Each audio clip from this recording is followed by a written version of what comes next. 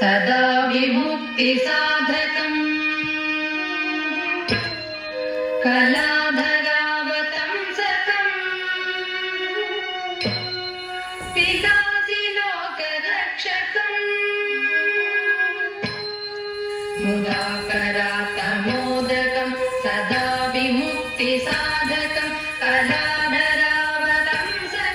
पितासि लोकरक्षकम् अनायकैकनायकम् विनाशि देवदैत्यकम् नदाशुभाशुनाशकम्